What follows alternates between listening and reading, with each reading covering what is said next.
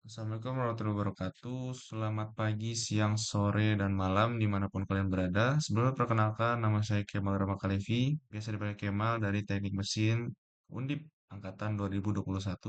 Dan pada kesempatan kali ini saya akan menjelaskan proses pengolahan dan proses produksi kertas.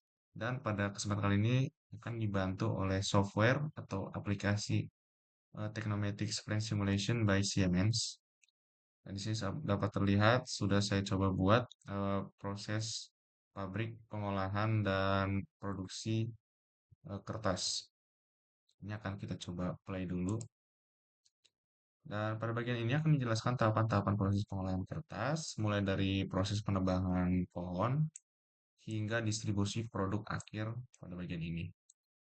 Dan proses ini diawali dari proses penebangan pohon yang setelah memenuhi standar penebangan lestari.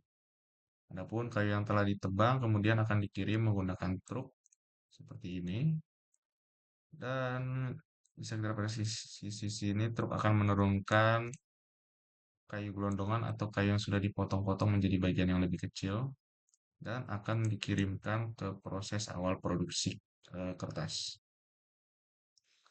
Dan kita mulai pada tahapan yang pertama, yaitu adalah tahapan debarking atau tahapan pengulitan. Kayu gelondongan atau kayu yang sudah dipotong kecil-kecil tadi pertama-tama akan masuk ke mesin debarking dan berfungsi untuk menghilangkan kulit luar kayu. Dan proses ini tuh penting untuk menghindari kontaminasi pulp oleh kulit kayu yang keras dan mengandung banyak kotoran.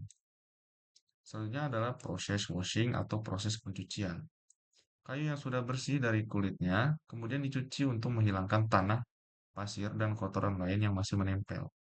Ini akan memastikan bahwa hanya serat kayu murni yang hanya diproses untuk proses lebih lanjut.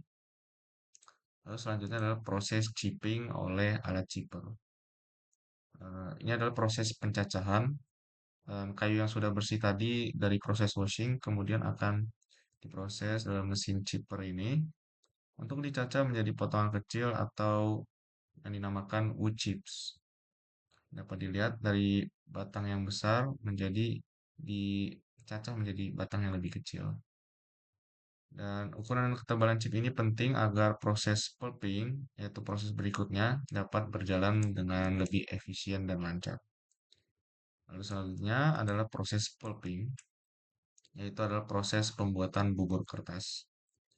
Dan potongan kayu kecil yang tadi dari proses chipping itu akan dihancurkan menjadi bubur kertas atau pulping atau pulp menggunakan metode kimia ataupun metode mekanik.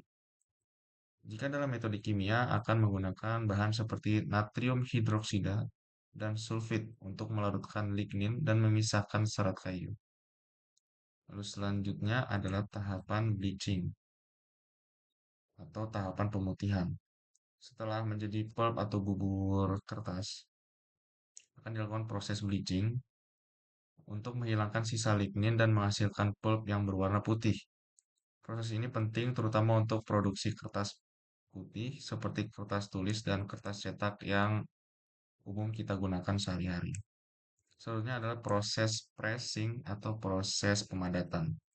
Bubur kertas yang sudah diputihkan kemudian akan diproses dalam mesin press, dan mesin ini akan memadatkan pulp atau bubur kertas menjadi bentuk yang lebih padat dan mengurangi kadar airnya. Pada tahapan ini bubur kertas biasanya sudah akan membentuk menjadi bentuk kertas yang biasa kita lihat pada umumnya. Bisa kita lihat ini dari bubur kertas menjadi kertas seperti kertas A4, HVS, dan lain-lain sebagainya. Selanjutnya adalah proses drying atau proses pengeringan oleh mesin pengering ya. Dan pada lembaran kertas setengah jadi kemudian dikeringkan dalam mesin ini dengan suhu tinggi agar kadar air turun hingga tingkat yang dibutuhkan. Proses ini juga sangat menentukan kualitas akhir kertas. Karena jika proses dryingnya jelek, maka kertas kemungkinan masih ada kontaminasi kelembapan dan hasilnya pun akan jelek. Lalu selanjutnya adalah proses finishing dan cutting. Setelah dikeringkan, di drying di proses tadi ini, selanjutnya akan dirapikan permukaannya dan akan dipotong sesuai ukuran standar yang diinginkan seperti A4, APS, dan lain-lain sebagainya. Selanjutnya adalah eh, proses stacking dan proses packaging, yaitu proses penumpukan dan proses pengemasan. Kertas yang sudah dipotong tadi kemudian akan ditumpuk sesuai jenis dan ukurannya dan akan dilakukan proses pengemasan agar setiap eh, kertas ini akan siap untuk dikirim ke gudang atau langsung ke konsumen. Selanjutnya adalah proses storage atau proses penyimpanan. Ini kita akan riset dulu biar siklusnya akan kita lihat berjalan lagi. Ntar kita cukup dulu. Oke, selanjutnya adalah proses penyimpanan atau storage. Jadi setelah kertasnya itu sudah siap, akan kita lakukan proses penyimpanan. Dan penyimpanan ini umumnya biar lebih efisien akan kita bantu oleh robot lengan otomatis. Dan ini akan kita kirimkan, akan kita taruh di rak-rak.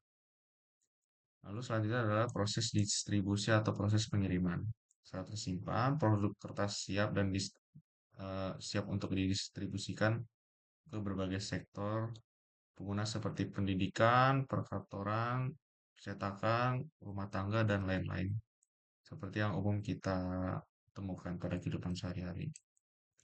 Mungkin sekian penjelasan dari saya mengenai proses pengolahan dan produksi kertas.